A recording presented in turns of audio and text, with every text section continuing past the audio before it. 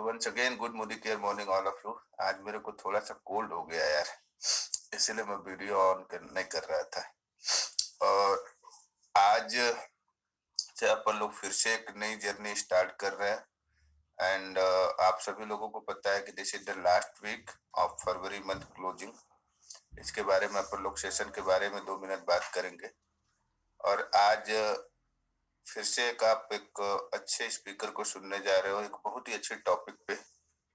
और टॉपिक का नाम है संकल्प। पुराणों में बोला गया है और जो हमारे त्रेता और द्वापर युग में संकल्प वर्ड बहुत बार बोला गया है। संकल्प एक्चुअली होता क्या है? किसी भी काम को करने का एक दृढ़ निश्चय, एक कमिटमेंट, एक डेडिकेशन, दैट इज कॉल्ड संकल्प। क्योंकि जब तक आप किसी काम को करने के लिए am I audible? रुक जाओ। हाँ, यस यू आर। तो आज हम लोग संकल्प। Yes Amit, you are audible यार। हेलो,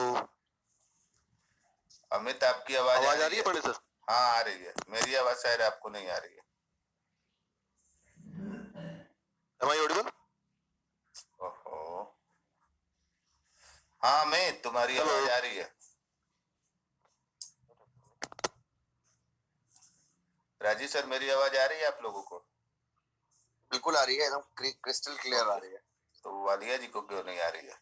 ओके, सॉरी नहीं नेटवर्क इशू नहीं था, मैं स्पीकर ऑफ कर रखा था मैंने, फिर यहाँ आया। अरे बाप रे, तो ऐसी गलती सुबह सुबह मत किया करो वालिया जी, बेकार में मेरे को डराते हो आप।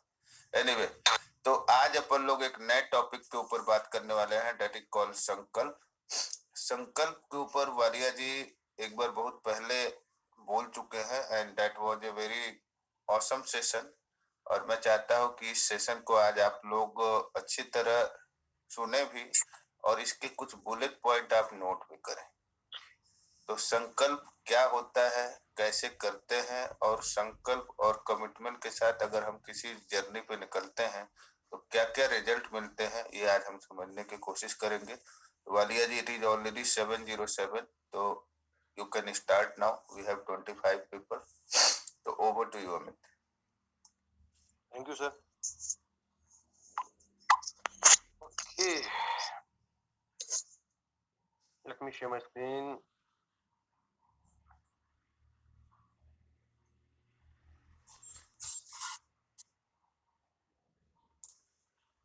Is my screen visible, sir? Everyone? हाँ। Okay, thank you Triguna sir. Good morning all. तो आज जिस टॉपिक के ऊपर हम बात करने वाले हैं वो टॉपिक है संकल्प। और किसी भी बड़ी सक्सेस को पाने के लिए, लाइफ में कुछ भी बड़ा करने के लिए, हम बचपन से देखते आ रहे हैं, अपन की हमने चीजों में भी देखा है, पुराणों में भी कई बार सुना है कि हर आदमी पहले एक संकल्प लेता था। ऋषि मुनि वो हाथ में पानी लेके वो किसी चीज का संकल्प लेते थे। संकल्प क्या करता है? आपको कमिटमेंट में बांधता है, अगर आप उस तरह से सोचे तो। और क्यों नेटवर्क मार्केटिंग में या जिस इंडस्ट्री में आप आ गए हैं वहां पे संकल्प लेना जरूरी है, आज हम इसके बारे में बात करेंगे। और दोस्तों, मैं एक चीज आपको यहाँ पे बिल्कुल क्लियर कर देता हूँ कि लाइफ में अगर आप एक्स्ट्रा ऑर्डनरी सक्सेस चाहते हो, मैं एक वर्ड यूज कर रहा हूँ, एक्स्ट्रा ऑर्डनरी, तो उस एक्स्ट्रा ऑर्डनरी सक्सेस के लिए संकल्प लेना पहले बहुत ही जरूरी है। क्योंकि संकल्प लेने के बाद कहीं ना कहीं वो चीज की हमारी जिम्मेदारी बन जाती है। और आगे जब हम इस चीज के ऊपर बात करेंगे, वन बाय वन हम स्टेप्स पे बात करेंगे, तो आपको समझ आ जाएगा कि संकल्प का क्या इंपॉर्टेंस है। तो I am going to start. और अगर आप पेपर पेन लेके बैठे हैं तो बहुत अच्छी बात है। और क्योंकि उसमें कुछ पॉइंट्स है जो अगर आप करते जाएंगे और आप देखेंगे कि अगर ये स्टेप आप वन बाय वन करते चलेंगे तो yes, life will be yours, success will be yours. तो I am starting with the संकल्प। संकल्प होता क्या है? लिखा गया है संकल्प एक इंटेंशन है, इरादा है। और ये इरादा ना दिल और दिमाग के द्वारा लिया जाता है। सोलोमन वॉ, संकल्प, डिटर्मिनेशन और विल। एक बात बहुत इंपॉर्टेंट इस चीज में है कि इरादा है जो दिल और दिमाग दोनों मिलकर लेते हैं। 90% केसेस में हमारा दिल और हमारा दिमाग आपस में कोऑर्डिनेट नहीं करता। दिल कहता है कर लेना चाहिए, दिमाग बोलता है नहीं यार इसमें कुछ होता नहीं है। दिल कहता है नहीं तू कोशिश कर सकता है, दिमाग बोलता है मैंने पहले भी करा था, ये हुआ नहीं मेरे से। तो संकल्प लेने का सबसे इंपॉर्टेंट या सबसे ज्यादा जरूरी है कि सबसे पहले अपने दिल और अपने दिमाग को एक साथ करना होता है। क्योंकि दुनिया में जिस आदमी का दिल और दिमाग एक डायरेक्शन में काम करता है, एक सोच में काम करता है, उसके लिए सक्सेस एक बहुत छोटी बात रह जाती है, वहां पे मिरेकल्स होना शुरू होते हैं। संकल्प, और मैं प्रैक्टिकल टर्म्स की बात करूं तो संकल्प एक वन पॉइंटेड फोकस है, एक जगह पे फोकस। फोकस, और फोकस का मतलब होता है follow one course until success. Focus, follow one course until success, both psychologically and philosophically on a specific goal. कभी कभी हम फिलोसफी तो झाड़ रहे होते हैं, पर साइकोलॉजिकली हमारा दिमाग बोलता है यार अपने से ना होगा ये। मैं इस कॉल पे भी देखता हूँ बहुत से लोग हैं जो सुबह आ जाते हैं, वो अच्छी बात है, पर सर आप अपने दिल से पूछिए, क्योंकि मेरा हमेशा मानना है आप दुनिया को झूठ बोल सकते हो, पर जब आप आईने के सामने खड़े होते हो आप अपने आप से झूठ नहीं बोल सकते। अपने आप से पूछिए कि वाकई आपने वो संकल्प लिया है, या सिर्फ और सिर्फ कुछ लोगों को बुरा ना लगे इसके लिए आप कहीं ना कहीं वो काम कर रहे हो। आस्क योरसेल्फ यार। मैं संकल्प और इस चीज के ऊपर मैं कई बार देखता हूँ कि जब हम ट्रेनिंग्स करते हैं तो बहुत से लोग आ रहे होते हैं, इतनी ट्रेनिंग्स हम कर रहे हैं एवरी डे। सचिन सर का ट्रेनिंग होता है, राजीव सर का होता है, तिरुना सर का होता है, मैं भी बहुत से ट्रेनिंग करता हूँ, पर एक्शंस उसके मुताबिक नहीं है, एक्शंस उतने नहीं है जितने होने चाहिए। तो सर एक चीज समझ जाओ, आपका दिल और आपके दिमाग में ना अभी तक वो एक सिंक्रोनाइजेशन में नहीं बैठे हैं। वो मतलब आपने संकल्प लिया नहीं है अभी तक उस चीज को करने का, आप फोकस नहीं हो यार। और फोकस में कितनी ताकत होती है ना, हमसे और आपसे बढ़िया कोई नहीं जानता। बचपन में मुझे याद है कि हम एक मैग्नीफाइंग गिलास लेते थे जिसको लेंस बोलते थे हम लोग, और सूरज की रोशनी को ना हम उस लेंस के ऊपर रख देते, नीचे एक पेपर रख देते थे, और एक बिल्कुल छोटी सी बिंदी बनाते थे, उसको ऐसे फोकस करते थे, एक छोटी सी बिंदी बन जाती थी, और कुछ टाइम के बाद उस पेपर में आग लग जाती थी। आपने भी, मेरे को पता है कई बार किया होगा। हम कर क्या रहे थे, वो जो सूर्य की रोशनी थी, सूर्य की जो लाइट आ रही थी, उसको हमने उस मैग्नीफाइंग गिलास की वजह से एक पॉइंट पे फोकस कर दिया था। उसी तरह आपके दिल के अंदर और दिमाग के अंदर जो एनर्जी है, अगर आप ये संकल्प लेते हो और एक ऑब्जेक्ट पे फोकस कर देते हो, एक ऑब्जेक्ट पे फोकस कर देते हो सर, तो जैसे वहां पे कागज में आग लग जाती है ना, आप यहाँ पे इस हिसाब से आपका एनर्जी लेवल है कि आप दुनिया का हर चीज पाने का आप मादा रखते हो, हर चीज पाने का मादा रखते हो। मैं ये क्यों बार बार बोलता हूँ, मैं ये बोलता हूँ कि हमें लगता है कि हम में से कई लोगों को लगता है यार मेरे में ये क्वालिटी नहीं है, या मैं ये नहीं कर सकता। देखिए सर, एक बहुत बड़ी बात है कि पानी का कंपोजिशन जो होता है ना, वाटर का जो कंपोजिशन होता है वो H2O होता है। अगर आप समंदर का पानी उठाएंगे कंपोजिशन H2O है, आप नदी का पानी उठाएंगे कंपोजिशन H2O है, आप झरने का पानी उठाएंगे कंपोजिशन H2O है, आप बोतल का पानी उठाएंगे कंपोजिशन H2O है, और अगर आप एक बूंद उठाएंगे ना तब भी कंपोजिशन H2O है। अगर वो भगवान या वो जिसको भी आप ऑलमाइटी मानते हो, अगर वो भगवान एक समंदर है और अगर मैं उस समंदर का एक बूंद का कतरा भी हूं, तो उसका कंपोजिशन अगर H2O है तो मेरा कंपोजिशन भी H2O है। मतलब उसकी वो सारी क्वालिटीज, वो सारा वैल्यूज हम में है, और हम में आमदा है कुछ भी करने का।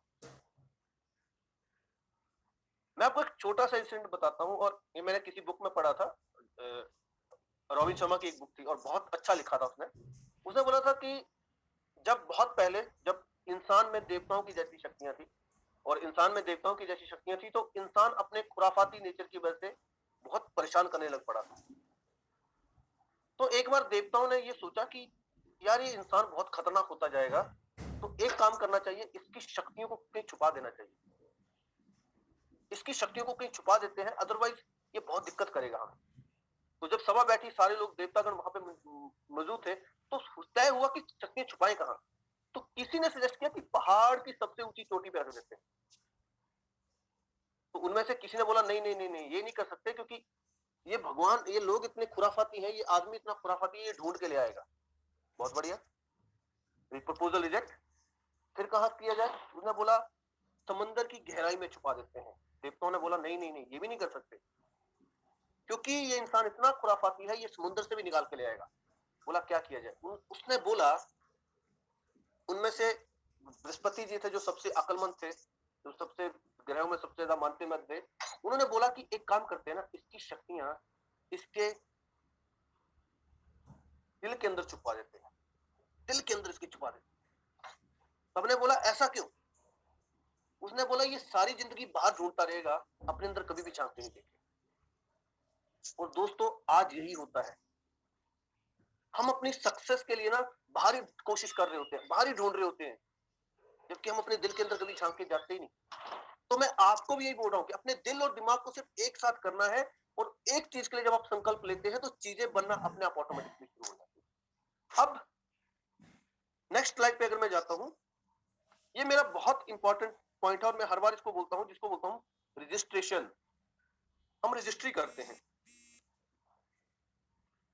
राइट?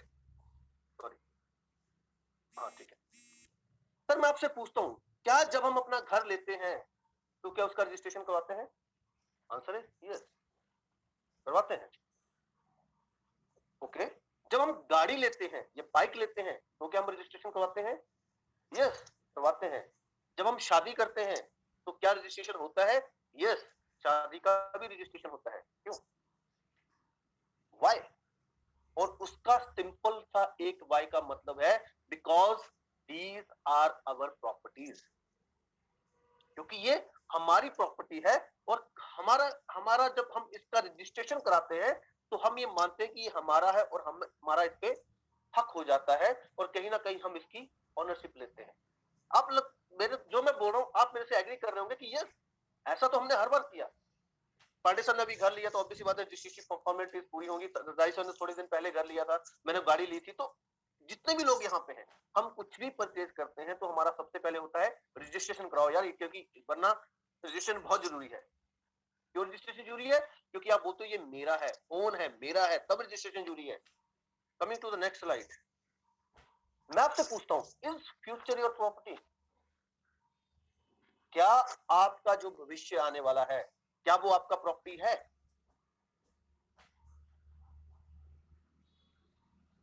हमसे अगर आज आप इस मुकाम पे बैठे हैं तो do not you think that your future is your property? आपको नहीं लगता कि हमारा फ्यूचर हमारा प्रॉपर्टी है? ये जो 2021 चल रहा है, आज हम 22 फरवरी 2021 में हैं, तो जो जून 2021 आने वाला है वो मेरा प्रॉपर्टी है, दिसंबर 2021 आने वाला मेरा प्रॉपर्टी है, 2023 मेरा प्रॉपर्टी है, दिसंबर 2025 मेरा प्रॉपर्टी है, 2030 मेरा प्रॉपर्टी है, और यहां तक कि अब से लेके मेरी लास्ट सांस तक, मेरी हर एक सांस तक जो भी मेरा फ्यूचर है वो मेरी प्रॉपर्टी। एग्री और नॉट? क्योंकि जब आप मानोगे ना कि ये फ्यूचर मेरा प्रॉपर्टी है, ये फ्यूचर मेरा है आने वाला, तब आप उसके लिए सीरियस होते हो। मैं कई लोगों से मिलता हूं, मैं कई मतलब आदमी से मिलता हूं, पूछो भाई क्या करना है, मतलब लाइफ में क्या करना है? सर अभी कुछ सोचा ही नहीं। मतलब उन्होंने डिक्लेयर ही नहीं किया अभी तक, उन्होंने माना ही नहीं है कि फ्यूचर उनका प्रॉपर्टी। और हम में से भी कई लोग हैं, अगर मैं आप में से कई लोगों को पूछूं ना कि अगले 2 साल के बाद आप मोदी केयर में अपने आप को कहां देखते हैं, मैं 90% श्योर हूं कि उसमें से आपको बहुत कुछ के पास कहने के लिए कुछ नहीं होगा। क्यों भाई?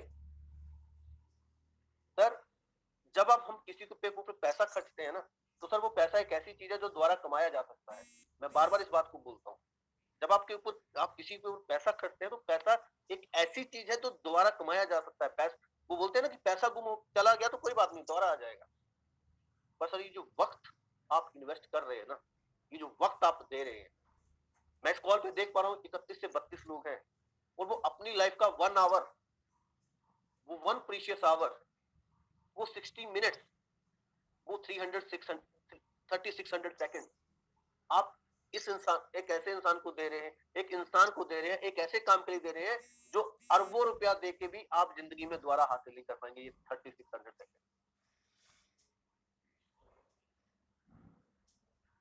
तो ये जो फ्यूचर है या जिसके लिए आप काम कर रहे हैं, पहले मानिए कि ये आपका प्रॉपर्टी है बॉस।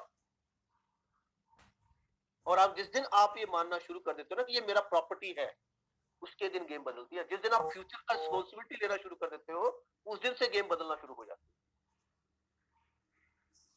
क्योंकि एक बार जब ओनरशिप आ गया तो उस प्रॉपर्टी पर क्या बोना है। अगर मैं खेत की बात करूं तो आपका वो फॉर्म मैं मान लेता हूं, अगर मैं फ्यूचर को फॉर्म बोलूं तो उस प्रॉपर्टी पे क्या क्या बोगे, क्या उस पे उगेगा, क्या कल्टीवेट करना है और आप किस प्रकार की फसल उसमें लगाना चाहते हो, ये आप सबके हाथ में आ गया।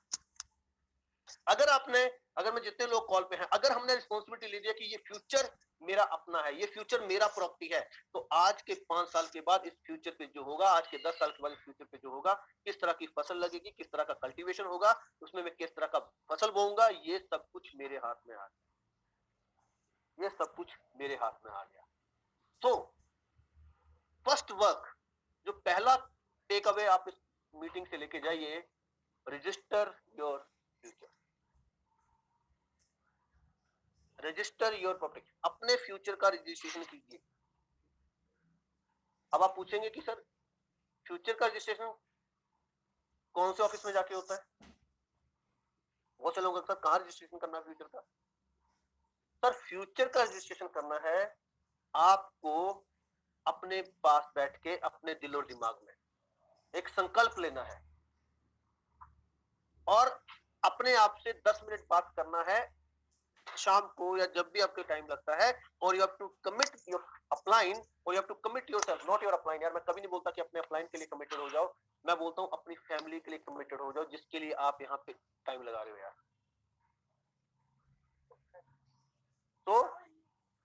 तो it is important. First step is register your future. First take away,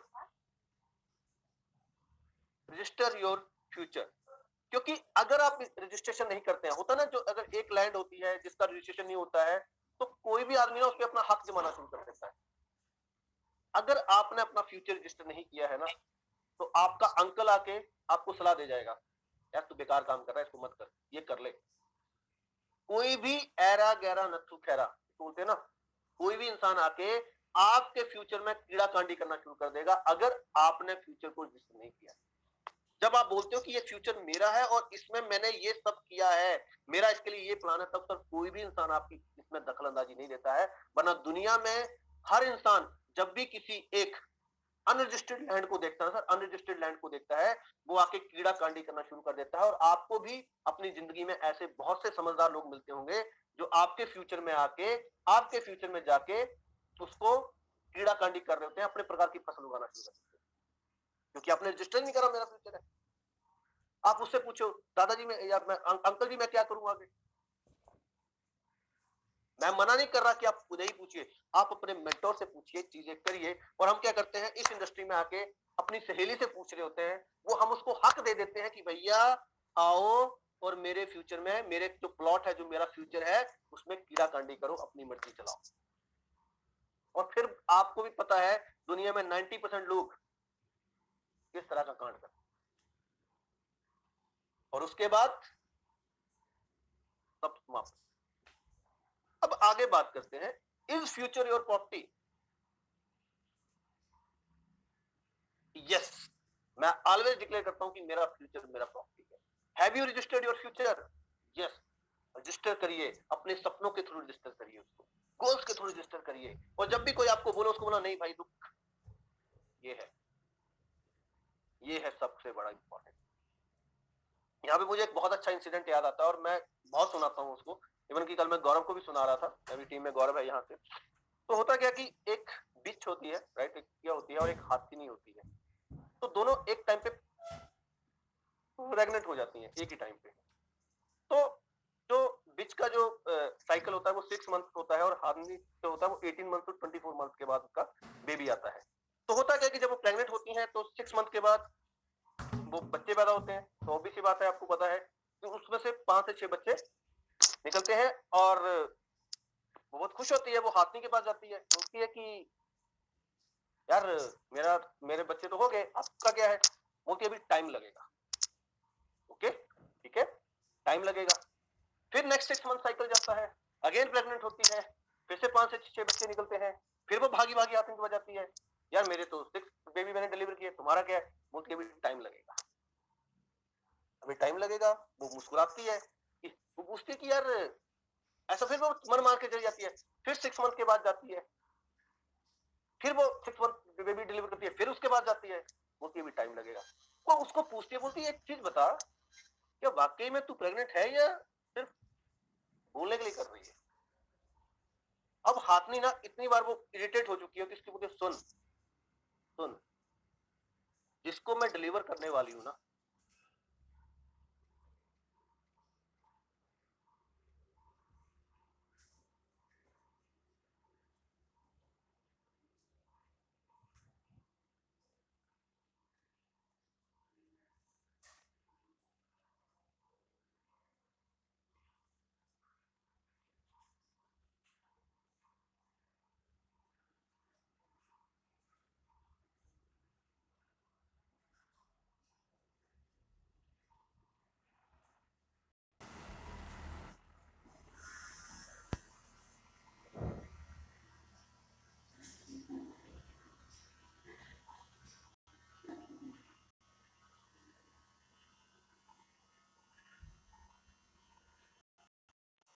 responsibility लेते हो।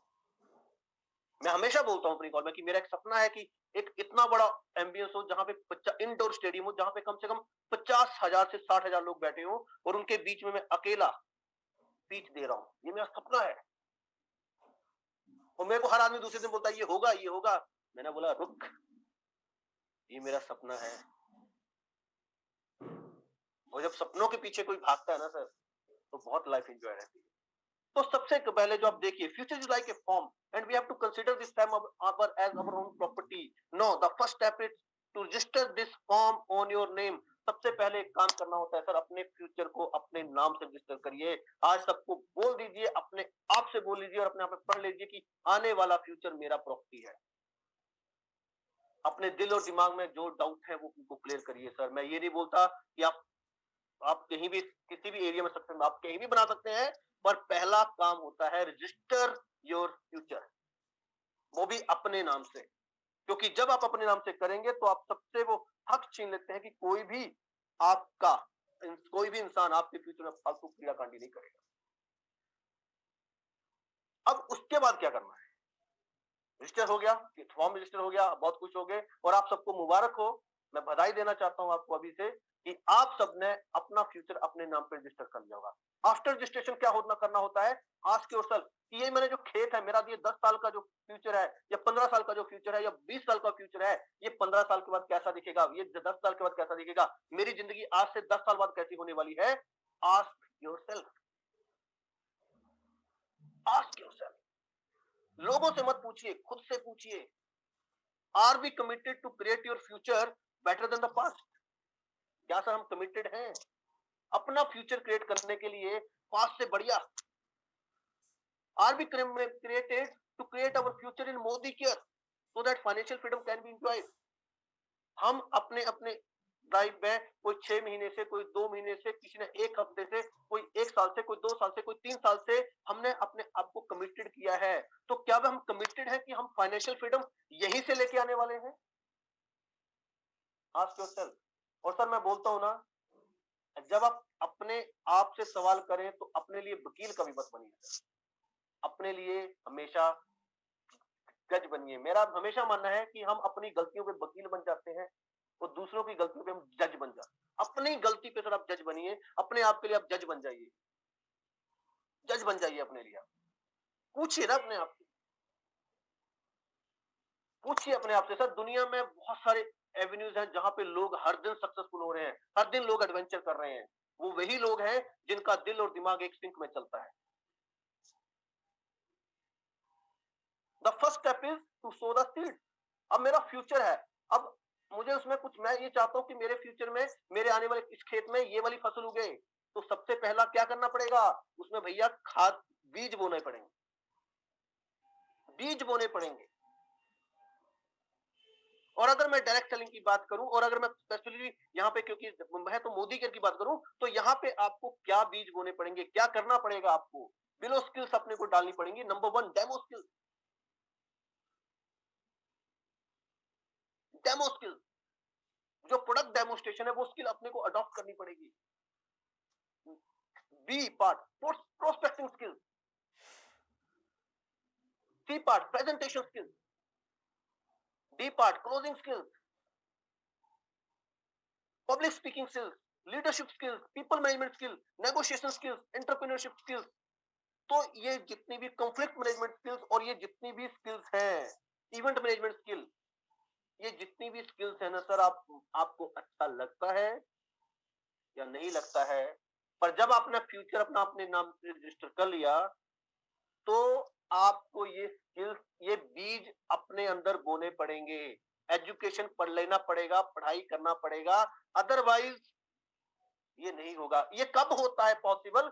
जब आप डिक्लेयर करते हो कि मैं अमित वालिया या मैं अश्विनी कुमार या मैं मीनू सिन्हा ये डिक्लेयर करती हूँ कि मेरा आने वाला फ्यूचर, आज के 5 साल का फ्यूचर मेरा प्रॉपर्टी है और इस प्रॉपर्टी में मैं इस तरह का फसल देखना चाहती हूँ, या अपने इस फ्यूचर को मैं इस तरह से खुशहाल देखना चाहती हूँ, और इसके लिए मुझे आज ही ये बीज बोने पड़ेंगे।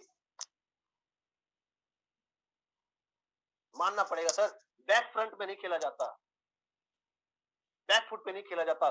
छोटे बच्चे को उंगली पकड़ के चलाना सिखाया जाता है। मैं मानता हूं ये बात, पर मैं कुछ ऐसे लोगों को जानता हूं, मैं नाम नहीं लूंगा इसमें, जो 1 साल के बाद भी या 6 महीने के बाद बोलते हैं सर आप हमारा प्लान कर देंगे। हम कितने लोगों को बुलाएं? अरे सर, फ्यूचर आपका है, प्रॉपर्टी आपकी है। और अगर आज भी हमें ये बोलना पड़ रहा है, तो आप सोचिए कि हमने क्यों नहीं वो सीड्स अपने में ग्रो कर रहे हैं हम लोग। और जब मैंने सीड्स उगाए ही नहीं, जब मैंने बीज बोया ही नहीं, और मैं वो दराती लेके जो काटते हैं जिससे फसल, मैं काटने के लिए फसल तैयार बैठा हूं। मैं कई लोगों से पूछता हूं, सर सपना क्या? सर बस 1 साल में 1 लाख रुपए चाहिए, बस सर 2 लाख रुपए चाहिए 2 साल में। और मैं पूछता हूं कि भैया बीज लगाए हो, एजुकेशन ले रहे हो, किताब पढ़ रहे हो? अरे नहीं सर, पढ़ लेंगे। अरे सर, कुदरत का नियम है, एक किसान पहले बीज लगाता है ना, उसके बाद उस बीज को उसमें फर्टिलाइजर डालता है, खेती करता है, सब कुछ करता है। और जो किसान ये सब कुछ करता है, प्रकृति के अनुसार फसल काटने का हक भी उसी का बनता है, उसी का वो हक बनता है फसल काटने का। अदरवाइज वरना किसी का हक नहीं है कि वो फसल के लिए बोले कि मेरे को। अगर आप 5 साल के बाद अगर किसी को ये बोलते हो ना, ये बोल देते हो कि यार हमने भी काम करा था और हमसे नहीं हुआ और ये काम है बेकार, तो मैं आपसे पूछना चाहता हूँ, क्या आपने बीज लगाए हैं? और अगर नहीं लगाए ना सर, और अगर आपने डिक्लेयर कर दिया ना कि फ्यूचर आपका प्रॉपर्टी है, तो अभी से काम करना शुरू कर दो। क्योंकि जब ये इंसान मेरे को कोई बोलता है ना कि मैंने ये करा था, मैंने ये करा था, मैंने ये करा था, और नहीं हुआ, तो अब उसको दिल को पता होता है। कुछ लोग बोलते हैं सर मैंने तो 50 लोगों की टीम बनाई थी, सारी खत्म हो गई। अरे सर, टीम को जोड़ के रखना, ये स्किल आपको किसने क्यों नहीं सीखी आपने? और आप नहीं सीखोगे तो कौन सीखेगा? अरे सर, कंप्लेंट करना, एक इंसान था, उसको एक अजीब ही बीमारी हो गई। वो शरीर की जिस जगह पे उंगली रखता, उसी में उसको पेन हो जाता, दर्द शुरू हो जाता। वो हाथ पे उंगली रखे, हाथ में दर्द, पैर में, पेट में उंगली रखे, पेट में दर्द, टांग पे उंगली रखे, टांग पे दर्द। वो बड़ा परेशान हो गया। उसने बोला यार ये क्या समस्या है? वो भागा भागा, सबसे पहले हम लोग क्या करते हैं, एक सस्ते से डॉक्टर के पास लेते हैं, जाते हैं। वो डॉक्टर के पास गया, डॉक्टर को समझ ही नहीं आया। उसने बोला भाई तू सब ठीक है, कोई दिक्कत ही नहीं है।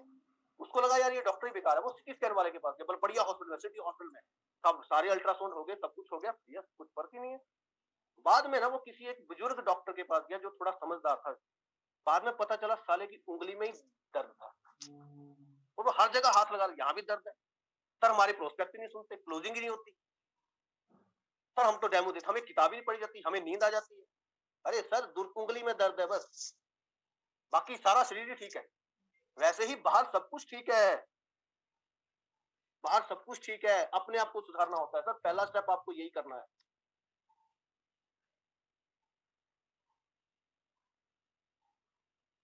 ओके यहाँ पे मैंने दूसरा पॉइंट क्या लिखा, only sowing the seed is not important. अभी कई लोग बोलते हैं सर मैं तो किताब पढ़ रहा हूँ, मैं तो डेमो भी कर रहा हूँ, मतलब सर कैसे लगाना इंपॉर्टेंट नहीं है, बीज बोना इंपॉर्टेंट नहीं है। सेकंड स्टेप क्या है, take care of this seed, उस फसल का ध्यान भी रखना है।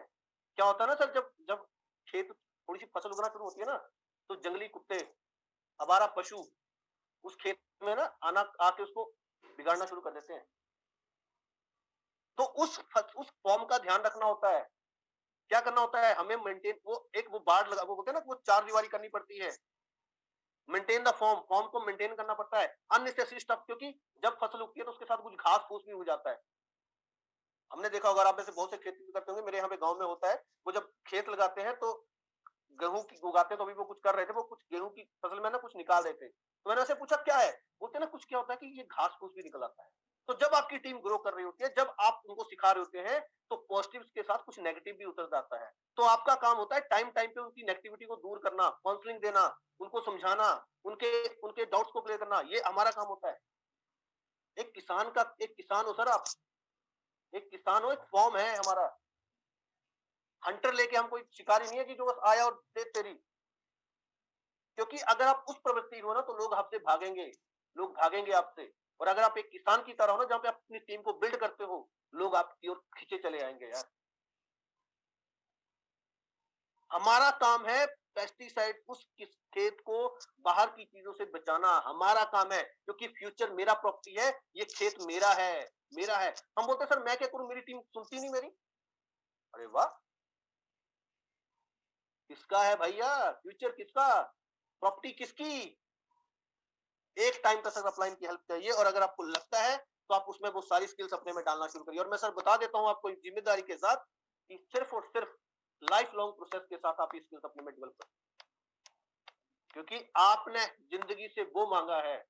आप आज की डेट में दुनिया के उन 1% लोगों में खड़े हो गए हो जो दुनिया की 96% को इकट्ठा रखते हैं। दुनिया में सिर्फ एक इन्वेस्टर ऐसा इंसान है और बिजनेसमैन ऐसा इंसान है जो 96% वेल्थ अपने में रखता है। तो आप दुनिया के उन 1% कैटेगरी में आ गए हो, आप 99 से हटके एक में आ गए हो। तो सर जब आपके सपने बहुत ऊंचे होते हैं ना, तो आपके इम्तिहान भी उतने ही खतरनाक होते हैं। इम्तिहान का टाइम आ गया है सर अब तो, या तो इम्तिहान दो या वापस 99 में चले जाओ, choice is your. Third step, next thing is to create your vision, your purpose, what's your reason to do the business. जब सर किसान वो खेत में हल चला रहा होता है ना, जब कुछ नहीं दिख रहा होता, जब वो बीज बो रहा होता है, तो लोगों को पता नहीं होता कि यहाँ पे क्या होना, बस वही विजुलाइज करता है कि एक दिन आएगा यहाँ फसल उगेगी, मैं फसल को काटूंगा। वो विजन बनता है उसका।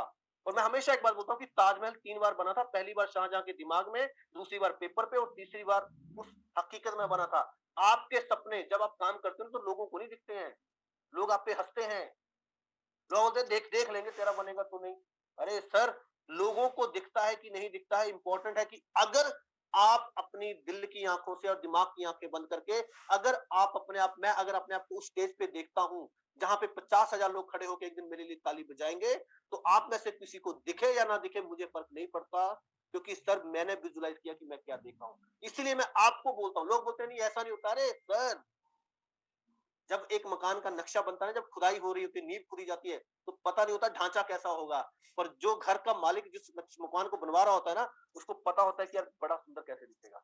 ये जो टाइम है अभी आपका, ये वो टाइम है जहां पे अभी आप कंस्ट्रक्शन बेस में हो, और अभी आप उसका बेसमेंट बन रहा है, मतलब उसका जो नींव बन रही है, अभी फाउंडेशन तैयार हो रहा है। और सर फाउंडेशन हमेशा जमीन के नीचे तैयार होता है, जो दिखता किसी को नहीं। तो पहला 1 साल 2 साल सर लगिए उसके ऊपर, क्योंकि सर इमारत जो बनेगी ना सर, दुनिया उसको देखने वाली है। पर दुनिया को आज नहीं दिख रही वो इमारत, और वो आपको बोल रहे हैं कि यार तू ये बनेगा नहीं, और आपने भी अपने सपने को छोड़ दिया, तो ये मानिए वो इमारत कभी नहीं बनेगी, कभी नहीं बनेगी। डिज्नीलैंड जिन्होंने बनाया, मिस्टर डिज्नीलैंड जिन्होंने बनाया, वो बोलते हैं कि डिज्नीलैंड का इनॉग्रेशन होने से 3-4 दिन पहले ना वो एक्सपायर कर गए थे, मतलब इनॉग्रेट होना था, वो एक्सपायर कर गए। तो उनकी उनके उनके एक मैनेजर ने बोला कि यार बहुत बदकिस्मत है वर्ल्ड डिज्नी, क्योंकि इतना मेहनत किया और वो चाहे वो डिज्नीलैंड को ही नहीं देख पाए। तो उसके बेटे ने उत्तर दिया था, बोलता सर मेरे पापा ने डिज्नीलैंड आज से 10 साल पहले देख लिया था, आप आज देख रहे हो बस। क्योंकि वो सपने पे 10 साल पहले काम करना शुरू करते हैं। मैं आपसे पूछता हूँ, क्या आज आप अपना सपना विजुलाइज कर पा रहे हो? विजुलाइज करिए, अपनी टीम को उसके सपने को विजुलाइज करिए। सपनों में ताकत होती है sir. Next thing, to help your people for creating their vision as well. Why they need to work hard? Why book reading is important? Why they need to develop all the skills? काम करिए sir, लोगों को भी उनके सपनों के बारे में याद दिलाइए, क्योंकि सर ये दुनिया ऐसी है ना सर, सपनों वालों पे हमेशा दुनिया हंसती है।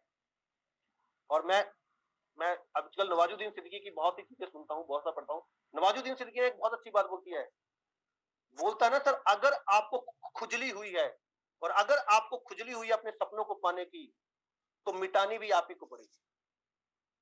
उसके लिए हर एक कीमत आपको चुकानी पड़ेगी। अगर वाकई आपने बोला ना कि मैं अपने सपनों की लाइफ जीने वाला हूं, तो सर हो जाइए तैयार और शुरू हो जाइए। फिर बहाना मत दीजिए, या तो फिर बोलिए मत बोलिए फिर, क्योंकि सर आपके बिहाफ पे ना कोई नहीं चुकाएगा कीमत। हमारा अपलाइन नहीं सुन रहा, हम क्यों खत्म हो गए? अरे सर हमारा अपलाइन ही सपोर्टिव नहीं है, हमारा डाउनलाइन ही सपोर्टिव नहीं है, मेरे लोग ही नहीं सुनते। अरे सर सपना आपने देखा है? अपलाइन के भरोसे देखा था क्या? सर मैं आपको बता दूं बहुत जिम्मेदारी के साथ, जब मेरी डॉटर हुई थी और जब मैंने पहली बार उसको हाथ में लिया था, मैंने पहले उसी टाइम पे ये बोल दिया था कि यार यस, एक मैं ऐसा कुछ कर जाऊंगा कि मेरी बेटी को पे लोग हंसे नहीं। तब आप में से कोई नहीं था सर, अपने दम पे देखा था। और जब आप अपने दम पे देखते हो, बस मैं था और मेरे साथ वो भगवान था जिसके दम मैंने बोला था हो जाएगा, और आज इतना बड़ा मोह इकट्ठा हो गया है। इतने लोगों के सामने बोलता हूँ सर, क्योंकि ये कभी नहीं सोचा सर कि सपना मेरा नहीं है, सपना मेरा है और मैं ही करूंगा। ये अपलाइन डाउनलाइन सर, ये ऐसे भगवान ने वो फरिश्ते दे दिए हैं जो मेरी हेल्प करेंगे उस सपने को पूरा करने के लिए सर। इनके दम पे थोड़ी होगा, ये मेरी हेल्प करेंगे बस। पांचवा और इंपॉर्टेंट चीज, in this beautiful journey you are the teacher and the student as well. Bhagavad Gita जब सर बोली गई ना, मतलब सब लोग जानते हैं भगवत गीता महाभारत में बोली गई, कुरुक्षेत्र के युद्ध में बोली गई। कुरुक्षेत्र में भगवत गीता बोली जा रही है, और दुनिया का इतना बड़ा ग्रंथ महाकाव्य कहां बोला जा रहा है सर? कुरुक्षेत्र में, कर्म भूमि में। क्यों नहीं भगवत गीता किसी मंदिर में बोली गई? क्यों नहीं भगवत गीता किसी जंगल में बोली गई? कुरुक्षेत्र में क्यों बोली गई? क्योंकि भगवान कृष्ण ने एक संदेश दिया कि तुम कर्म भूमि में हो, कर्म भूमि है, ये कर्म भूमि है। और अर्जुन को जब कृष्ण जी समझा रहे थे, उसने बोला था अर्जुन, ये जो प्रचंड है ना, ये जो तूने युद्ध है, ये तूने सोचा था पहले, रचा था तूने पहले, तूने सोच लिया था कि यार कितना बेइज्जती हुई है, हमने को करना है, और आज जब युद्ध का वक्त आ गया, आज जब सब कुछ तेरे सामने खड़ा हो गया है, तो तेरे हाथ क्यों कांपता है? आपने जब अपने सपनों को रजिस्टर किया, जब आप इस इंडस्ट्री में आए, तो प्रचंड है, आपने बोला कि मैं सपनों के लिए खड़ा हो गया हूं, और आज जब कुरुक्षेत्र में आप खड़े हो गए अपने सपनों के लिए, तो सर अब काहे का शंका हो गया? सर कुरुक्षेत्र में कृष्ण जी थे जो अर्जुन के साथ थे, कृष्ण जी थे जो अर्जुन के साथ थे। इस बिजनेस में सर, इस जर्नी में आप कृष्ण भी खुद हो और आप अर्जुन भी खुद। एक टाइम के बाद शुरू में आप अपने अपलाइन, सर अपने अपलाइन, प्रोग्रेसिव अपलाइन का हेल्प ले सकते हो सर। वो आपका मेंटोर है, गाइड है, पर कहीं ना कहीं इस युद्ध में, इस कुरुक्षेत्र के युद्ध में आप ही अर्जुन हो और आप ही श्री कृष्ण हो। आप ही अर्जुन और आप ही सीखोगे, आप ही सिखाओगे, आप ही सीखोगे, आप ही स्टूडेंट हो। मैं हर दिन करने से पहले बुक्स पढ़ता हूँ, कुछ भी करता हूँ। ये सेशन का मुझे कल रात को त्रिगुना सर ने ऐसे आइडिया दिया था कि क्योंकि अनाउंस ही नहीं हुआ था, तो फिर भी सुबह 4 साढ़े 4 उठ के मैंने सबसे पहले इसको किया, और जैसे ही 6 बजे त्रिगुना सर का पिंग आया, गुड मोदी के मॉर्निंग, मैंने उनको फोन करके पूछा मेरा ही सेशन है ना? बोला यस। मैं भी बोल सकता था सर, मुझे नहीं बोला गया, मुझे तो पता नहीं, आपने अनाउंस ही नहीं किया। नहीं सर, क्योंकि मुझे पता है जो मेरा सपना 50,000 लोगों के सामने बोलने का है, 1 मिनट के लिए भी मैं उस सपने से नहीं जूझ कर सकता, क्योंकि ऊपर बैठा मेरा भगवान देख रहा है। अगर आज मैं ये बहाना दे देता तो हो सकता था, बहुत इजी था, हम कुछ और सेशन कर देते, हम कोई वीडियो चला देते, पर सर हमेशा मेरे मन में मलाल रखता कि अमित वालिया ऐसा नहीं है, तेरे को रात को बोला गया था, और तू अगर रात को बोले के बाद तू सुबह अपनी बात नहीं रख पाया तो तू 50,000 लोगों के सामने बोलने का सपना देख रहा है। Do you deserve that?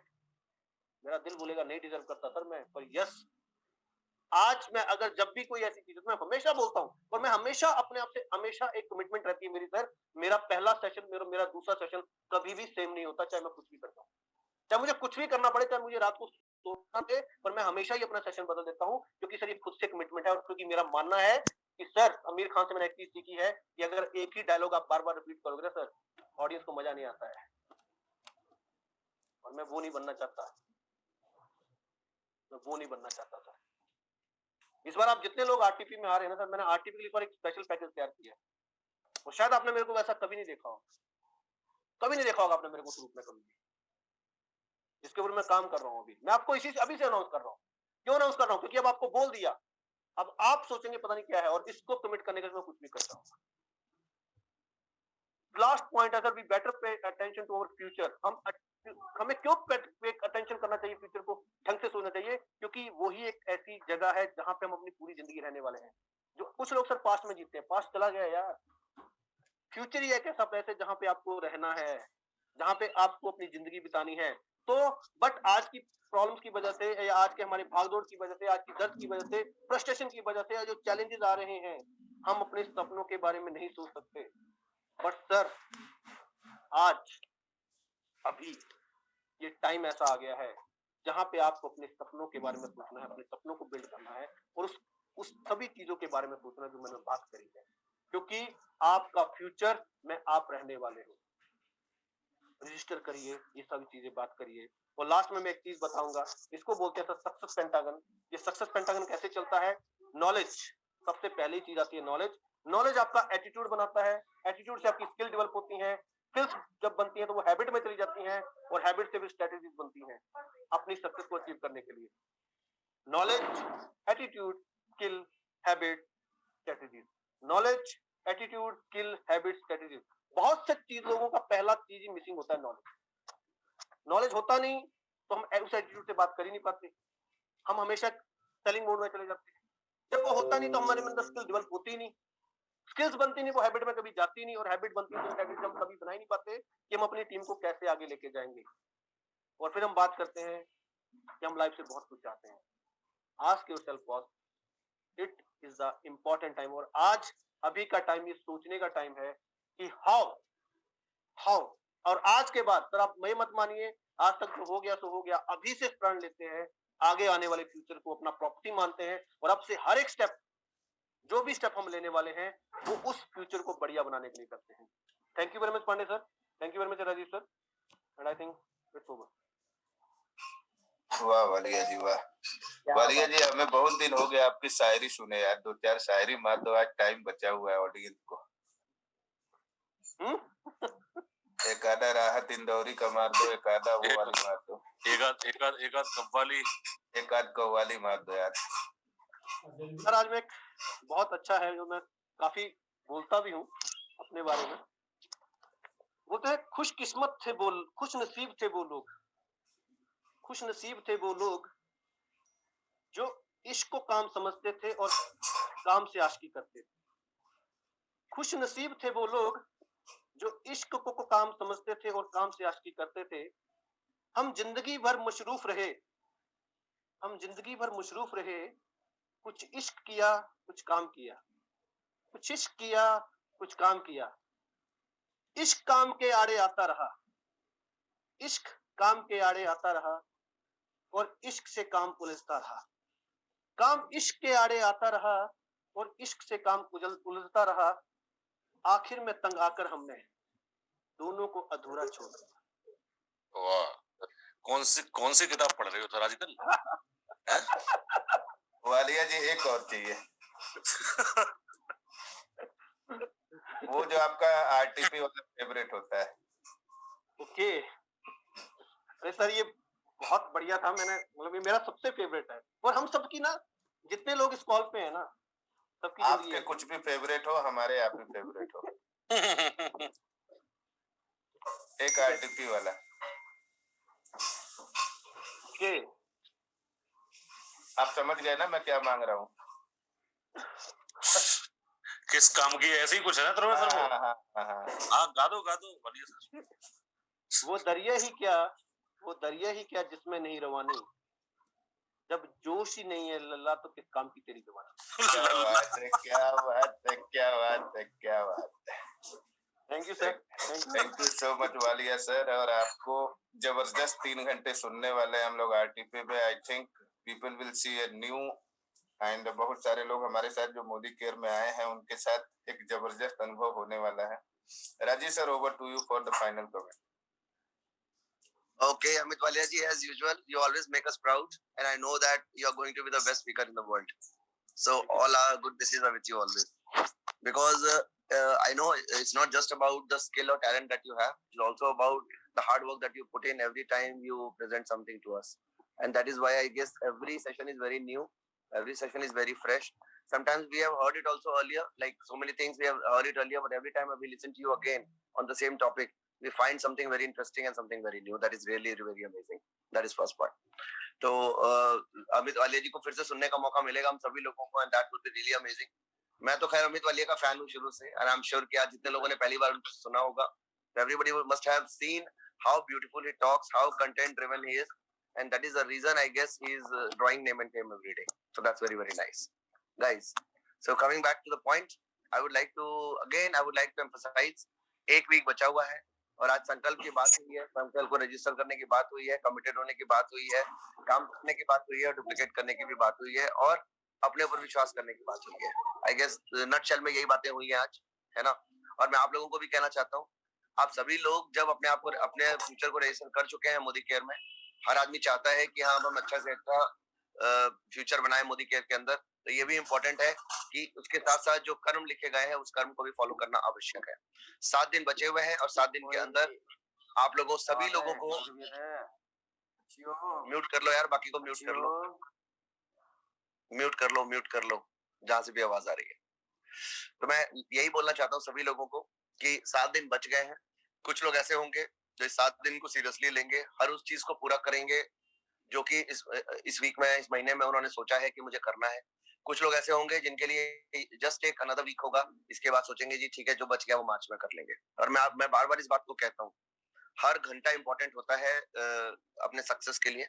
जो भी चीज आपने अगर आपने अपने आप को रजिस्टर नहीं कराया है, अगर आपको नहीं मालूम है कि आपको कहाँ पहुंचना है इस महीने के एंड तक, तो नेचुरली आप नहीं पहुंचेंगे।